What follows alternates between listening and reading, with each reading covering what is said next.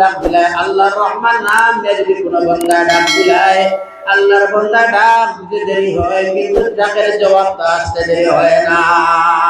এই রহমান নাম দিয়ে আমার আল্লাহর কালাম পবিত্র কোরআনুল কারীমের একটাই সূরা আরম্ভ হলো। মনে মনে ভাবলেন এই সূরার এবারে তিলাওয়াত করে বললেন বিসমিল্লাহির রহমানির রহিম। আর-রহমান আল্লামাল কুরআন খালাকাল ইনসানা আল্লামাহুল বায়ান। আল্লাহু আকবার। সময় অতিক্রম হয়ে গেছে। সময় বলেছিল কত মিনিট? 10 মিনিট। এবার যখন মানুষের সামনে বসা অবস্থায় আসসালামু আলাইকুম ওয়া রাহমাতুল্লাহি ওয়া বারাকাতুহু। আলহামদুলিল্লাহ নাহমাদুহু ওয়া নাস্তাঈনুহু ওয়া নাস্তাগফিরুহু ওয়া নু'মিনু বিহি ওয়া নাতাওয়াক্কালু আলাইহি ونعوذ بالله من شرور أنفسنا ومن سيئات أعمالنا. من يهده الله فلا مضل له ومن يضلله فلا هادي له. ونشهد أن سيدنا ونبينا ومولانا محمدا عبده ورسوله الذي أرسله بالحق بشيرا ونذيرا وداعيا إلى الله بإذنه وسراجا منيرا. أما بعد فأعوذ بالله من الشيطان الرجيم. جنب بسنا है पवित्र कलाम कुरान करीम पढ़ते रहते हैं এটা জুড়ে আছেন আপনারা তাহলে মহব্বত আমার সঙ্গে সবাই আওয়াজ দিয়ে মহব্বত কোরআন পড়েন। যারা রাস্তায় আছেন আমি অনুরোধ করি আপনাদের কাছে মাহফিলে আসবেন। সবাই আমার সঙ্গে বলুন আউযু বিল্লাহি মিনাশ শাইতানির রাজীম। বিসমিল্লাহির রাহমানির রহিম। قد أفلح المؤمنون الذين هم في صلاتهم خاشعون والذين هم عن اللغو معرضون والذين هم للزكاة فاعلون والذين هم لفروجهم حافظون. صدق الله العظيم. وقال الله تعالى مخبرا وآمرا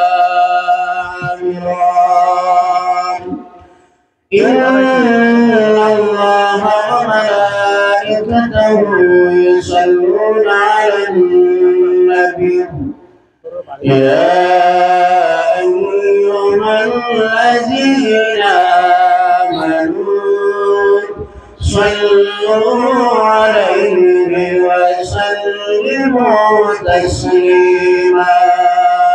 بلغ العلا بكماله كشف الدجى بجماله حسنت جميع خصاله صلوا عليه يسرف عن بلاغ العلا بكمال كشف الدجى بجمال حسنت جميع خصاله إن انت يا ريح الصبا يوما إلى أرض الحرم بلغ سلامي روضة فيها النبي المحترم بلغ العلا بكمال كشف الدجى بجمال حسنت جميع خصاله جئت محمد قرآن اللهم صل على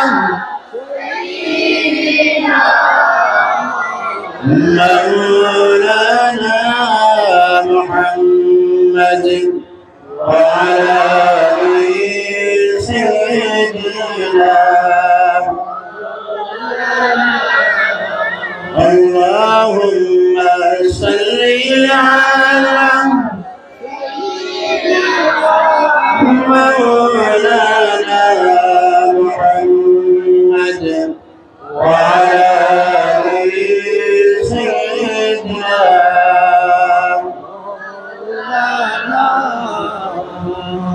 ومؤمن طريقين ولا درود بشيا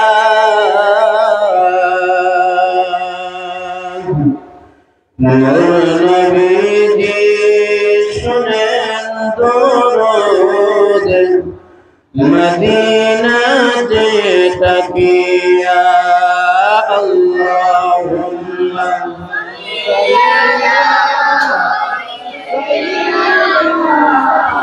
مولانا محمد وعلى آل سيدنا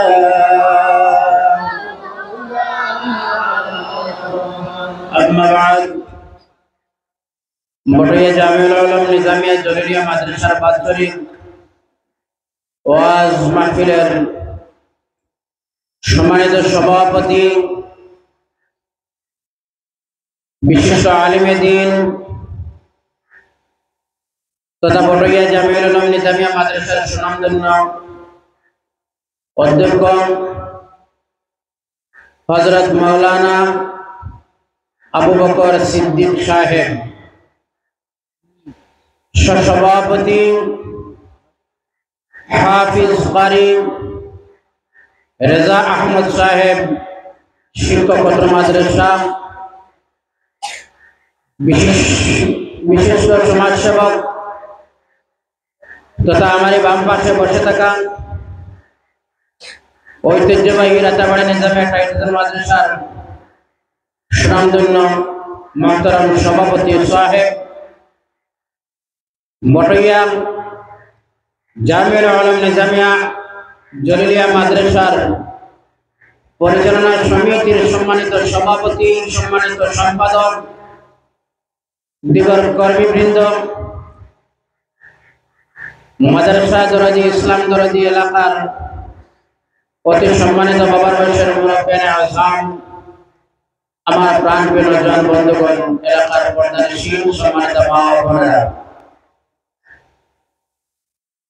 নিজামিয়া জলিলিয়া মাদ্রাসার শিক্ষক মন্ডলী, ছাত্রবৃন্দ,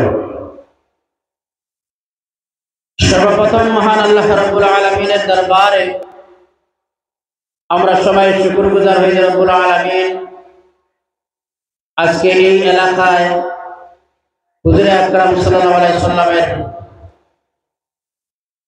এক দরসগাহ এক মাদ্রাসা হওয়ার কারণে যে বাৎসরিক জলসায় আমরা উপস্থিত হতে পারলাম, আমরা নিজে ধন্যবাদী।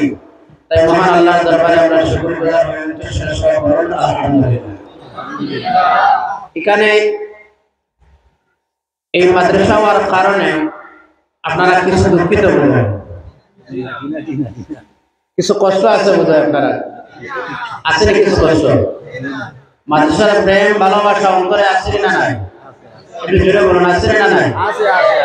কিছু সময় সময় কষ্ট দেন, সুপারের সাদা, আবার দানের মৌসুমে দানের সাদা, স্পেশাল সাদা, ছাত্রের হোস্টেলের খরচা, শিক্ষকগণের বেতন, এই বাবদে আপনারা প্রায় সময় যন্ত্রণা দেওয়া হয়, তাতে আপনারা কিছু রাগান্বিত বোধহয়, কিছু কিছু কষ্ট আছে বোধহয়, কষ্ট আছে না আপনারা? এটা আমরা সবাই ধন্য। এটা মাদ্রাসার ওয়াজ, আনন্দ। বর্তমান ইসলামে খেদমত দেওয়া যায় যেটায়, এর নাম তো বেসরকারি কর্মী খারিজি মাদ্রাসা, নন গভর্নমেন্ট মাদ্রাসা। আজকে যদি মাদ্রাসা বন্ধ হয়ে যায়, আমাদের মসজিদের ইমাম পাওয়া কঠিন, মক্তবের শিক্ষক পাওয়া কঠিন, জানাজার ইমাম মিলা কঠিন। কথা মান ঠিক কিনা? কথা মান ঠিক কিনা? তাই মাদ্রাসা হওয়া গণ না। আপনার এইভাবে কিছু মন্তব্য আছে, মেসাবগুলোর আর কোনো কাজ নাই, যার জানায় যেন হয় এখানে লাগাই দিলেন। এলা কোনো মত আছে নি আপনারা? এলা কোনো কমেন্ট আছে নি আপনারা? আছে নি? বলে মেসাব বাঁচার জন্য এলা কোনো মন্তব্য আছে? আল্লাহ যারা হেফাজত করে, আর এই মাদ্রাসা যেন আল্লাহ কবুল করে, মহা মুসিবতের দিন, কিয়ামতের দিন আল্লাহ যেন নাজাতের ওসিলা করে দেন। আল্লাহুম্মা আমিন। বাদ মাগরিব আমাদের উস্তাদ মুহতারাম, উস্তাদুল উলামা তথা আমাদের মাথার তাজ, উত্তর পূর্বাঞ্চল আহলে সুন্নাত ওয়াল জামাতের কেন্দ্রীয় কমিটির মুহতারাম সভাপতি রাতাবাড়ি প্রিন্সিপাল হুজুর আপনাদের সামনে নসিহত পেশ করবেন।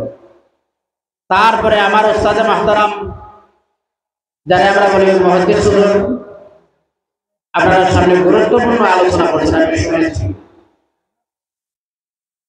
আমি আপনাদের সামনে মহান আল্লাহ রাব্বুল আলামিনের পবিত্র কালাম কোরআন আল কারীম থেকে যে আয়াত মুবারাকাগুলো তেলাওয়াত করেছি, এই বিষয়ে একটু আলোচনা করব। কিন্তু তার আগে দুই একটা কথা নিয়ে বিষয়ের উপরে আলোচনা করব, যা না করলে না হয় ভূমিকায়। আপনারা কিছু সময় আলোচনা শুনতে রাজি আছেন না? হুজুর কিছু কষ্ট লাগে কেন? সে কোরআন মানুষ যত শুনে ততই মানুষের ভালো লাগে, আনন্দ লাগে, মজা লাগে। সুবহানাল্লাহ বলবেন না? কোরআন শুনলে খারাপ লাগে? যুবক বন্ধুরা একটু আওয়াজ দিবা, কোরআন শুনলে খারাপ লাগে না ভালো লাগে? কোরআন যত শুনে বুঝে না, কিন্তু মানুষ এ কোরআন শুনে তারপর আবার শোনার ইচ্ছা করে, আবার শুনে আবার শোনার ইচ্ছা করে। এইভাবে পৃথিবীতে কিছু জিনিস আছে, এর মধ্যে একটা হচ্ছে আমার আল্লাহর কালাম পবিত্র কোরআন। মানুষ যত শুনে মন চায় আরো শোনার জন্য। সুবহানাল্লাহ বলবেন না? বুঝে আর না বুঝে কোরআন শুনে বিরক্ত লাগে তো? কথা বলেন, কোরআন শুনে বিরক্ত লাগে তো? আরে দুইটা জিনিস আছে দেখার মতো, দেখলে আর কষ্ট লাগে না, বারবার মন চায় দেখার জন্য। একটা হচ্ছে সোনার মদিনার নূরের রওজা শরীফ, সুবহানাল্লাহ বলবেন না? আর আরেকটা হচ্ছে কালো রঙের ঘর, আমার আল্লাহর ঘর, খানায়ে কাবা। আল্লাহু আকবার। সেই ঘরের দিকে মানুষ যতই দেখে মানুষের আনন্দ লাগে, মজা লাগে। সময় শেষ হয়ে যায়, আল্লাহর কসম দেখা শেষ হয় না। আল্লাহু আকবার। পৃথিবীতে যত মানুষ আছে, ঠেলাওয়ালা, রিক্সাওয়ালা, ধনী গরিবের মধ্যে ভেদাভেদ নাই, সবারই মন চায় এই দুইটা জায়গা দেখার জন্য। বলুন ঠিক কিনা? এই জন্য আমার ভাইয়েরা শুনো, আমার আল্লাহ রাব্বুল আলামিনের পাক কালাম কোরআন আল কারীম মানুষ তার জীবনে যতই চায়, মানুষের মন চায় বারবার শোনার জন্য। যেটা বলুন না সুবহানাল্লাহ। আজকে আপনাদের এই মাহফিলের মধ্যে যখন মাগরিবের নামাজ হলো, মাগরিবের নামাজের সময় আপনাদের সামনে যে ইমাম সাহেব ছিলেন, সেই ইমাম সাহেবের মুখটা কোন সূরা তেলাওয়াত হয়েছিল? সূরা ফাতিহা। বলুন কোন সূরা? আওয়াজ দিবেন কোন সূরা? সূরাতুল ফাতিহা ইমাম সাহেব তিলাওয়াত করলেন। যেই দিন থেকে আমরা নামাজ আরম্ভ করলাম সেই দিন থেকে ইমাম সাহেবের পিছনে আমরা শুনি, জুমার দিনে আমরা শুনি ইমাম সাহেব পড়েন আলহামদুলিল্লাহি রাব্বিল আলামিন। আবার মাগরিবের নামাজে আমরা শুনি, ফজরের নামাজে আমরা শুনি, এশার নামাজে আমরা শুনি, ঈদের দিন ঈদগাহের ময়দানে আমরা আবার শুনি না। যতই শুনি ততই ভালো লাগে, মন চায় বারবার আল্লাহর কালাম কোরআন শোনার জন্য। সুবহানাল্লাহ। মানুষ বুঝে আর না বুঝে, কিন্তু মন চায় বারবার আল্লাহু আকবার। এজন্য আমার ভাইরা শুনুন, আমরা যদি পৃথিবীর জমিনের মধ্যে সবচেয়ে শক্তিশালী যে দেশ আমরা মানি, সেই দেশের নাম হচ্ছে আমেরিকা। কথা বলুন ঠিক কিনা? আমেরিকা। সে আমেরিকার মধ্যে একবার গবেষণা চিন্তা ধারণা করা হলো। আমেরিকায় একটা বোর্ড বসলো, পৃথিবীতে যত ধর্ম গ্রন্থ আছে, বাইবেল আছে, বেদ আছে, গীতা আছে, কোরআন আছে, আছে না নাই, ওই সব চিন্তা ধারণা চিন্তাবিদ যারা ছিলেন, গবেষক যারা ছিলেন, রিসার্চ যারা ছিলেন, এরা চিন্তা ভাবনা করলেন এই পৃথিবীতে যত ধর্মগ্রন্থ আছে সবচেয়ে কোন ধর্মগ্রন্থ শুনতে মানুষের ভালো লাগে, এটা একটা আমরা আন্দাজ করে নিন। জোরে বলুন না সুবহানাল্লাহ। কোন ধর্মগ্রন্থ? বাইবেল আছে তো, গীতা আছে তো, কোরআন আছে তো, মহাভারত আছে তো, বেদ আছে তো, ঋগ্বেদ আছে তো, যত ধর্মগ্রন্থ আছে এরা বহু বসে চিন্তা ধারণা করলো যে সব ধর্মগ্রন্থ একত্রিত করে আমরা শুনি, সবচেয়ে কোন ধর্মগ্রন্থ শুনতে আরাম লাগে, ভালো লাগে, মজা লাগে। আল্লাহু আকবার। এরা খ্রিস্টান ধর্মাবলম্বী মানুষ। আয়োজক যারা ছিলেন এরা কোন ধর্মের মানুষ ছিলেন? খ্রিস্টান ধর্মাবলম্বী মানুষ। বিশ্বের মধ্যে যারা ধর্মগ্রন্থ আবৃত্তি করে, যেমন নামাজের মধ্যে যারা কোরআনুল কারীম মুখস্থ করে, আমার আল্লাহর কালাম কোরআনুল কারীম যারা মুখস্থ, এখানে মধ্যে হাফিজের বিভাগ আছে, তাদেরকে আমরা বলি হাফিজ সাহেব। আর যারা লম্বা টান দিয়ে আমার আল্লাহর কালাম কোরআন করে, তাদেরকে আমরা বলি কারি সাহেব। ঠিক কি না? রমজানের দ্বারা কিরাত হয় দারুল কিরাত। লম্বা টান দিলে আমরা বুঝি কারি সাহেব, মুখস্থ শোনাইলে বুঝি আমরা হাফিজ সাহেব। আমার ভাইরা শুনুন, এই ধর্মগ্রন্থ সহ কোরআন সহ বিশ্বের মধ্যে যারা ছিলেন ধর্মগ্রন্থ যারা পাঠ করে, পড়াশোনা করে, সবাই দাওয়াত দেওয়া হলো, ইনভাইট করা হলো, কনফারেন্স করা হলো, একটা হল করা হলো। আর হলের মধ্যে যত ধর্মগ্রন্থ যারা আবৃত্তি করে সবাই দাওয়াত দেওয়া হলো। বাইবেল যারা পড়ে, বাইবেল যে পড়ে তারা দাওয়াত দেওয়া হলো, গীতা যে পড়ে তারা দাওয়াত দেওয়া হলো। প্রত্যেকটা ধর্মগ্রন্থ যারা পড়াশোনা করে দাওয়াত দেওয়া হলো। সেই দিনের মহতরম সভাপতি, এমন একজন সভাপতিরও প্রয়োজন আছে, আছে না নাই? একটু জোরে বলুন না, আছে, আছে না নাই? একজন সভাপতি দাঁড়িয়ে করা হলো। সভাপতির সামনে সময় সিলেক্ট করা হলো, একটা ধর্মগ্রন্থ পড়তে সময় দেওয়া হবে মাত্র 10 মিনিট করে। কত মিনিট করে? তার মানে কোরআন পড়তে দেওয়া হবে 10 মিনিট, বেদ পড়তে 10 মিনিট, গীতা পড়তে 10 মিনিট, আবার বাইবেল পড়তেও দেওয়া হবে সময় 10 মিনিট করে। কত মিনিট করে? 10 মিনিট।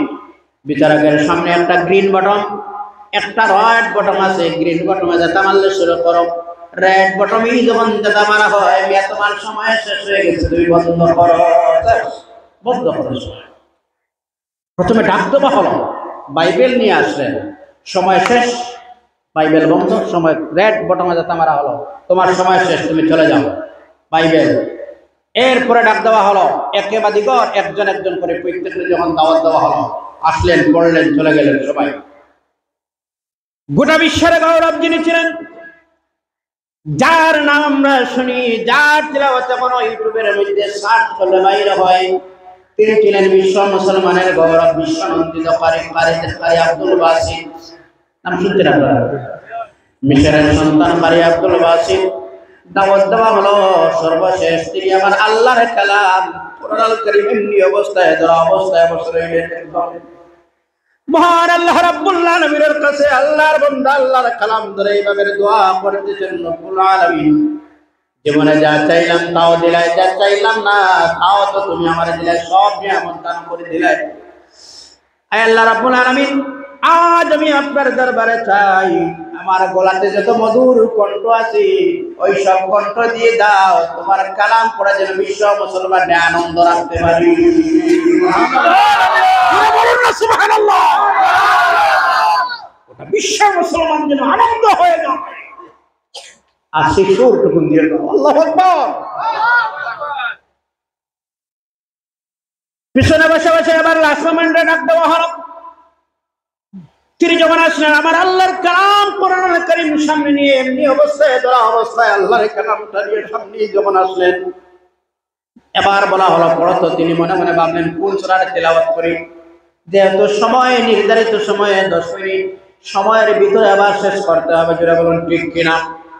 মনে মনে ভাবলেন প্রত্যেকদিন আমরা যে সূরা তেলাওয়াত করি, যে সূরা তেলাওয়াত করলে না মানুষের নামাজ হয় না, এই সূরার নাম হচ্ছে সূরা ফাতিহা।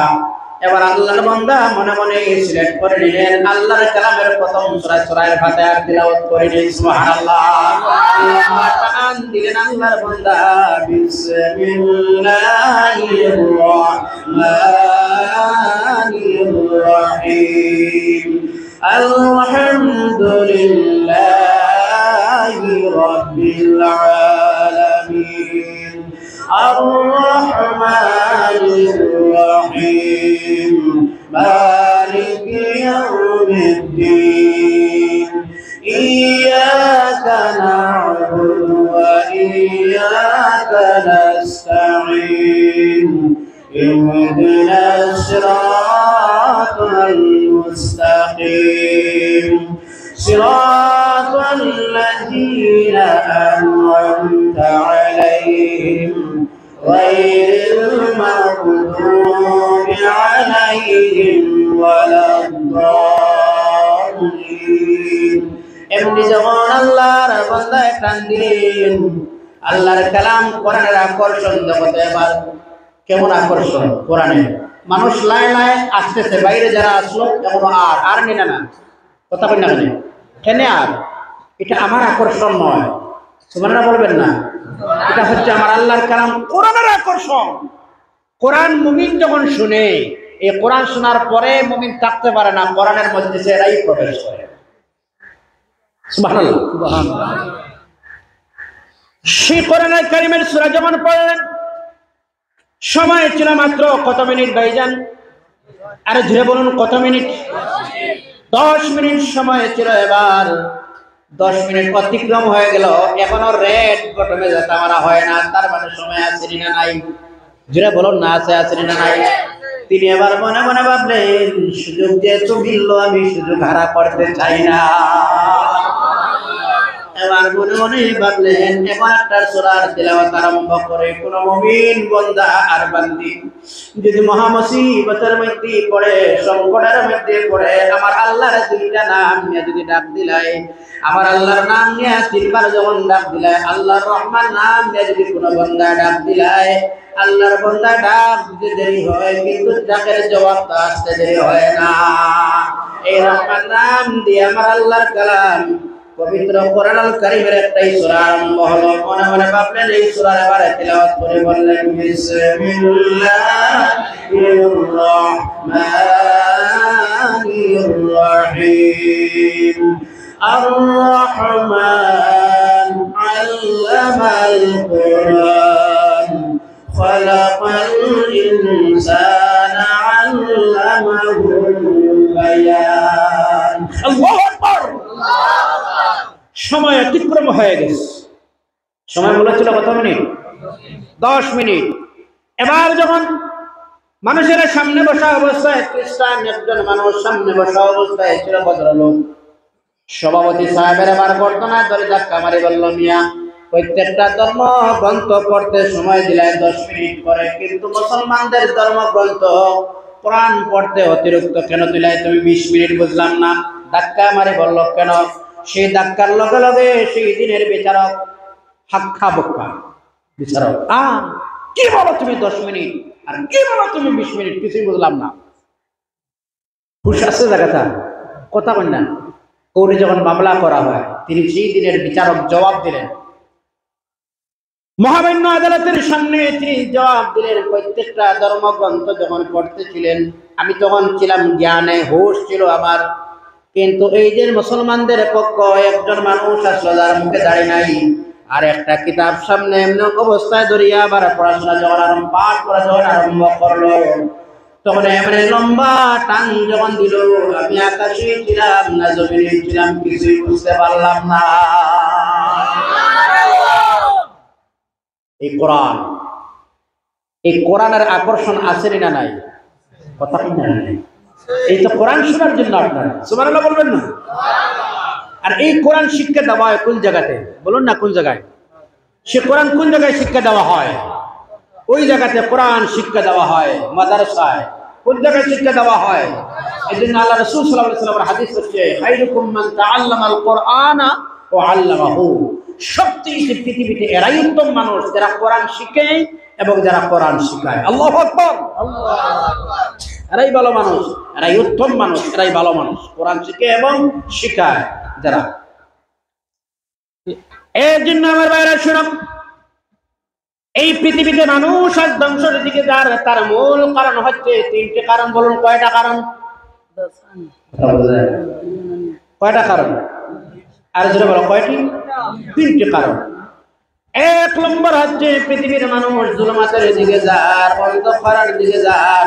এক নম্বর হচ্ছে আমার আল্লাহর কালাম কোরআন ছেড়ে যাওয়ার কারণে।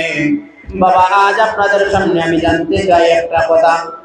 আজ থেকে আমরা কিছুদিন আগে 10 বছর 20 বছর 15 বছর আগের ঘটনা আমি বলতেছি। আমাদের ছোটবেলার সময়তে বুঝলাম, আমরা যখন ছোট ছিলাম আমাদের ছোটবেলার সময়ের কথা বলতেছি আমি।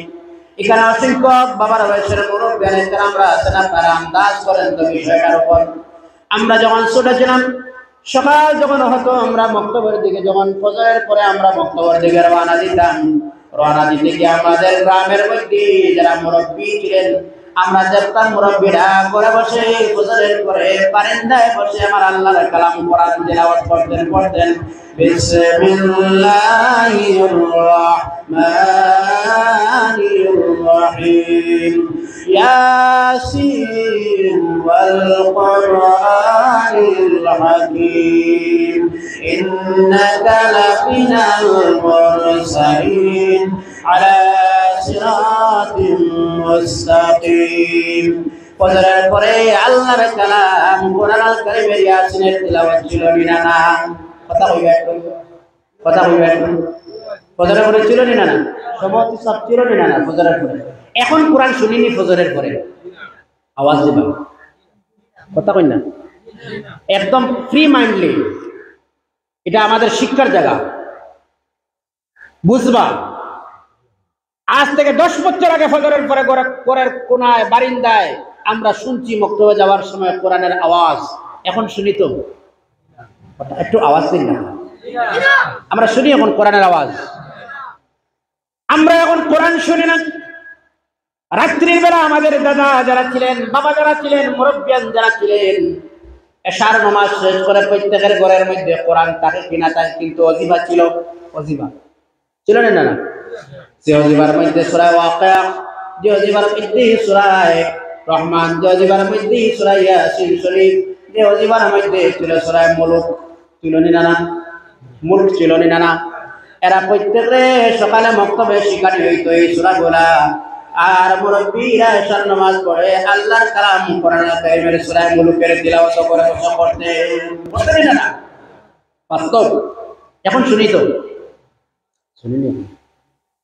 শুনিনি? এই মুসলমান কতটুক সরলাম শোনা। যেই ঘরের মধ্যে সকাল ছিল আল্লাহর কালাম কোরআনের তিলাওয়াত, রাত্রির বেলা ছিল আল্লাহর কালাম কোরআনের তিলাওয়াত, যে মুসলমানের ঘরে ছিল 10 বছরের ব্যবধান হওয়ার কারণে এবার এই মুসলমানের সকাল আমরা শুনি গানের আওয়াজ, আবার রাত্রেও শুনি গানের আওয়াজ। কথা বলুন ঠিক কিনা? বলুন এই করে আল্লাহর রহমত আসবে না আল্লাহর গজব আসবে? কথা হয় না? আল্লাহর গজব আসবে। এই কোরআনুল কারীম ছেড়ে যাওয়ার কারণে মুসলমান আজকে কিন্তু বৃষ্টির দিন নয়, মেঘের দিন নয়। কথা হয়? মেঘের দিন নি। এই আল্লাহর কালাম কোরআন ছেড়ে দেওয়ার কারণে মুসলমানদের এই অবস্থাটা হলো। 1 নম্বর কারণ হলো আর দ্বিতীয় কারণ হলো আল্লাহর নবীর আদর্শ যা ছিল সব আদর্শ ছেড়ে নন মুসলিমদের আদর্শ আমরা ফলো করতেছি, যেটা বলো ঠিক কিনা?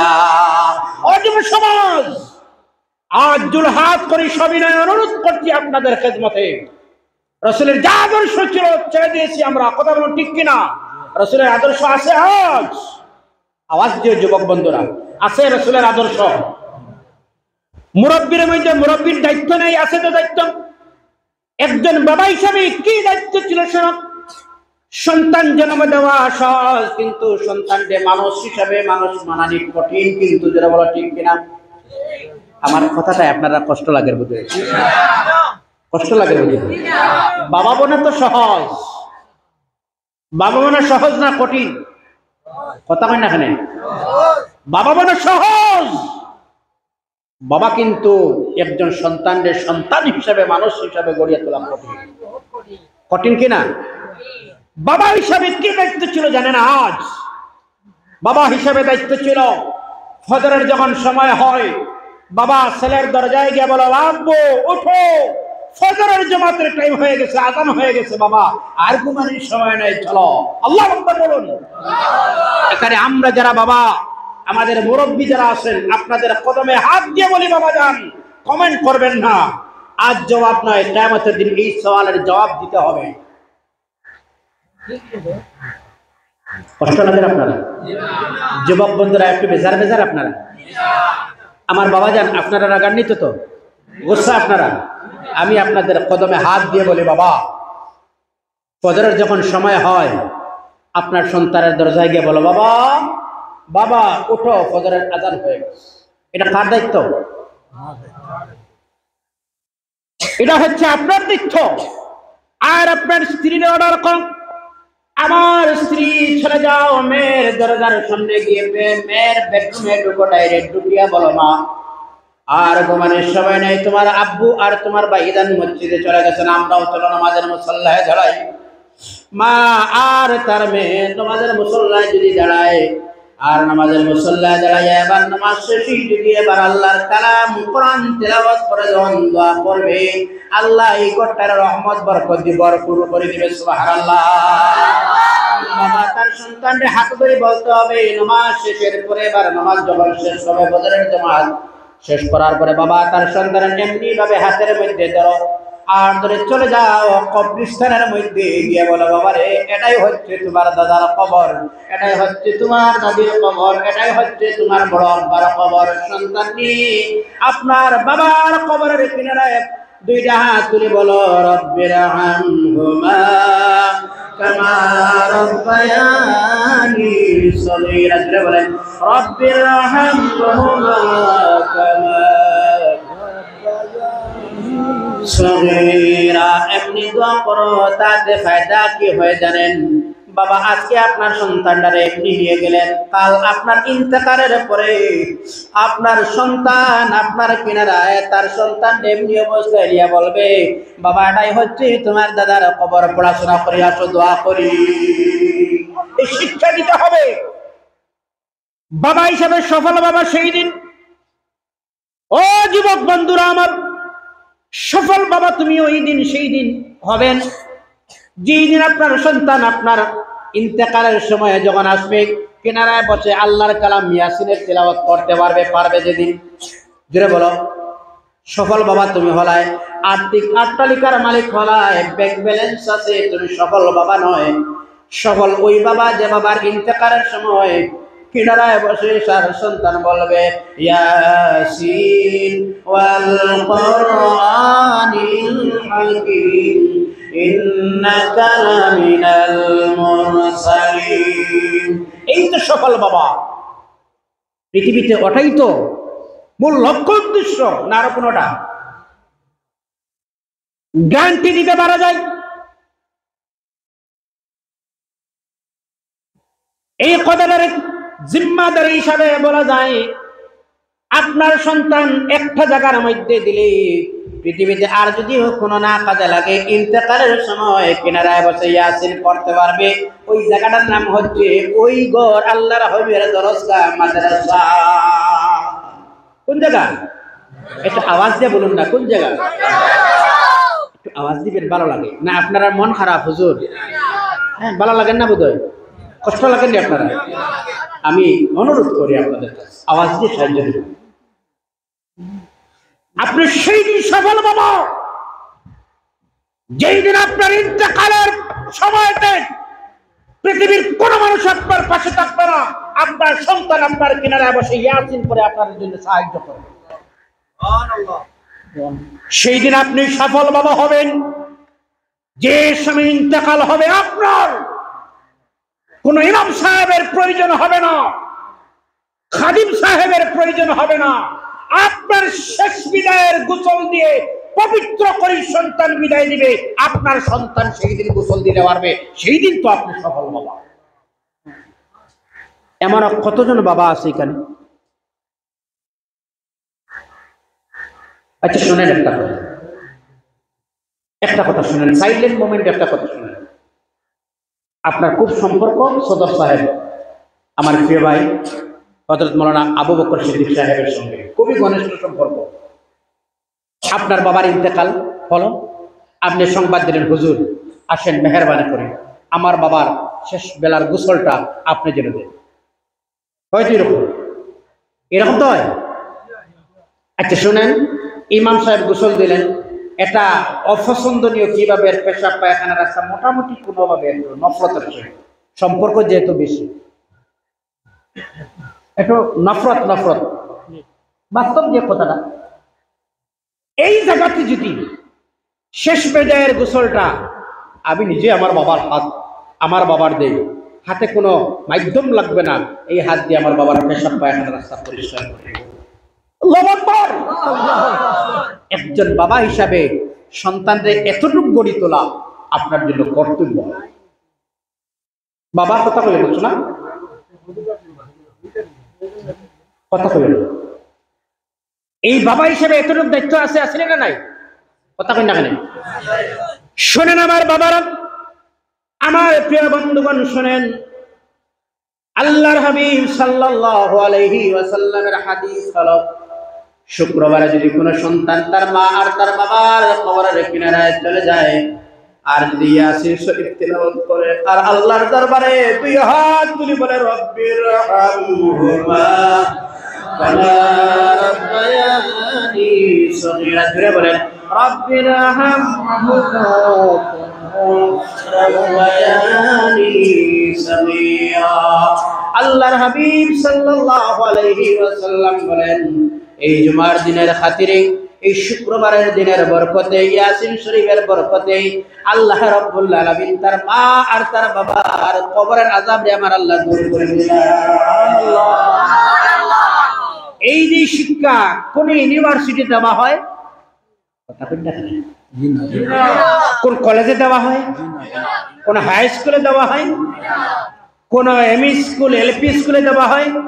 সেই শিক্ষা দেওয়া হয় যেই জায়গায়, সেই জায়গার নাম হচ্ছে তো মাদ্রাসা। আল্লাহু আকবার। মাদ্রাসায় দেওয়া হয়। আপনাদের দোয়ায় মাদ্রাসার শিক্ষক যারা আর একজন গভর্নমেন্ট এমপ্লয়ি যায়, একজন গভর্নমেন্টের চাকরিয়ান যিনি মানুষ, স্যালারি যদি হয় 60,000 আর একজন মাদ্রাসা শিক্ষকের স্যালারি যদি 5,000 হয়, কোন পরিবারে শান্তি আছে বলুন না? একটা কথা কেন সবাই সব কোন পরিবারের শান্তি বেশি? আমার আল্লাহ ইজ্জত কতটুকু দিল জানেন? একজন মসজিদের ইমাম সাহেব বেতন হলো 5,000 টাকা। একজন ইমাম সাহেবের বেতন কত? 5,000 টাকা একজন ইমাম সাহেবের বেতন। আর একজন বিএসসি স্যারের বেতন 60,000 টাকা। একজন ডক্টরের বেতন হলো 1 লক্ষ টাকা। ইজ্জত আল্লাহ দিল কতটুকু জানেন? এশার নামাজের পরে ইঞ্জিনিয়ার ডক্টর সাহেবের স্ত্রী বলল, ডক্টর সাহেব ইমাম সাহেবের টিফিনটা নাও। কথা কোন ঠিক কিনা?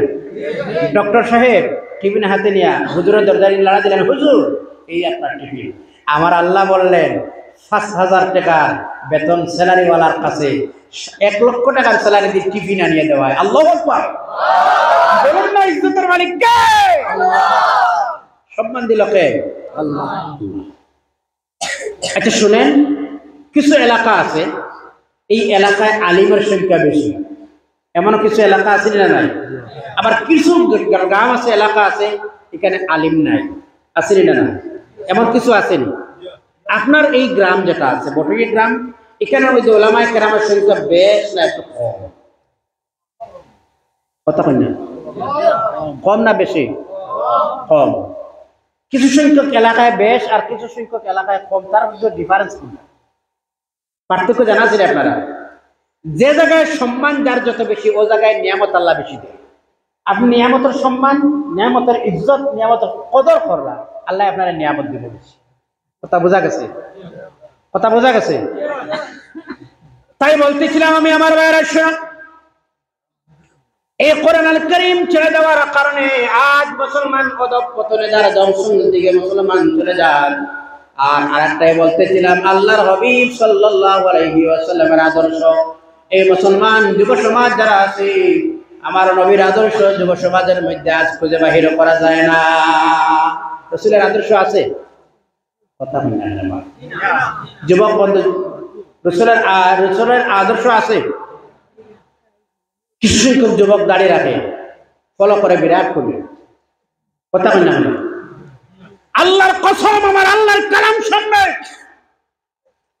পৃথিবীতে যদি স্ট্যান্ডার্ডি কোন ধর্ম দেয়, সেই ধর্মের নাম হচ্ছে ইসলাম।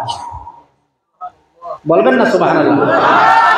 স্ট্যান্ডার্ডি যে ধর্ম শিখায় সেই ধর্মের নাম ইসলাম।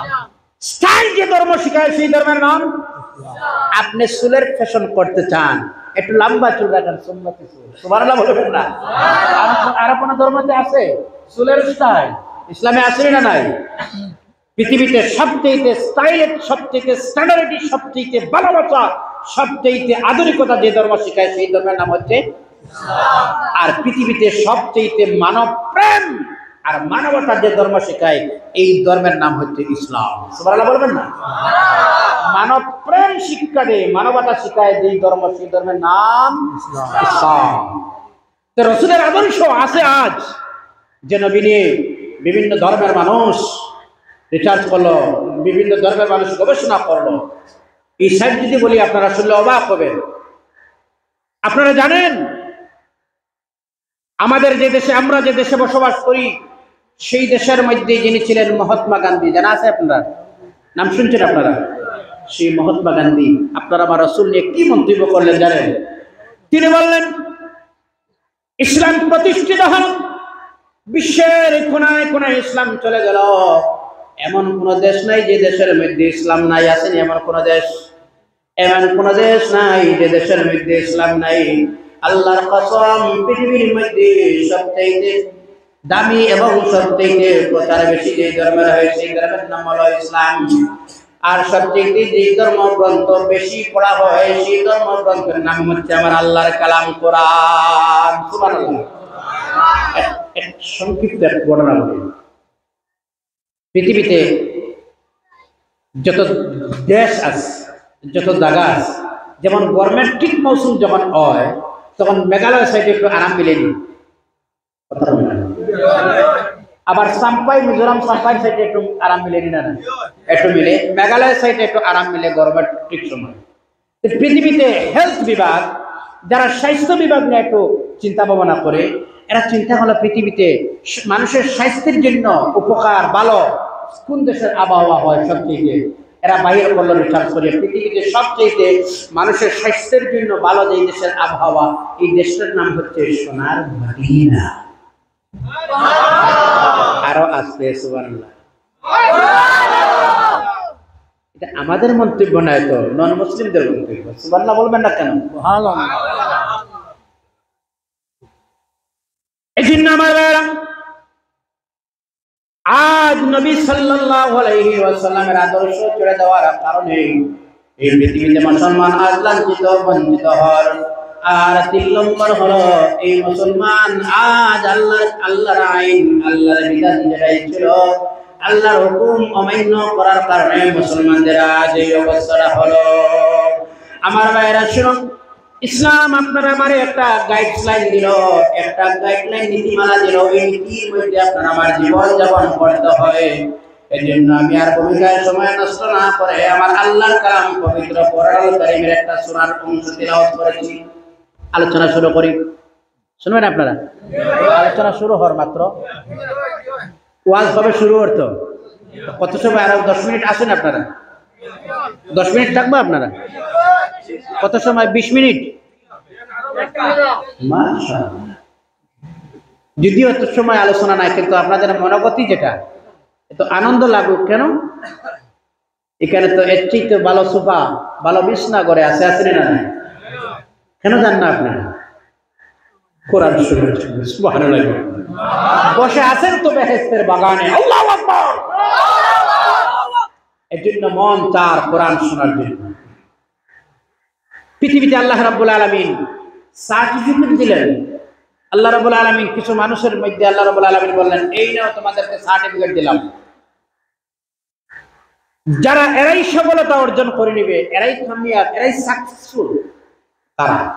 এদের কথা আল্লাহ কোরআনে বলেন। সুবহানাল্লাহ বলবেন না? সুবহানাল্লাহ। এই যদি কাজ মানুষ করে নেয়, এরাই সফলতা অর্জন করে নিল। এই বৈশিষ্ট্য যদি মানুষের মধ্যে কোয়ালিটি যদি থাকে, তখন এই মানুষটা কামিয়াব মানুষ। এরা কারা? আল্লাহ রাব্বুল আলামিন বলেন, قد أفلح المؤمنون الذين هم في صلاتهم خاشعون। قد নিশ্চয়, قد নিশ্চয়, কোনো সন্দেহ নাই। আফলাহাল মুমিনুন, এরাই মুমিনা, এরাই সফলতা অর্জন করে। কারা? আল্লাহ ধারাবাহিক বলতেছেন। কথাটা বুঝরা? আল্লাহ যদি সংক্ষিপ্ত বলতেন কাদ আফলাহাল মুমিনুন, তাহলে মানুষ জানতো না কি কি কাজ করলে মানুষ সফলতা অর্জন করে নেবে। না।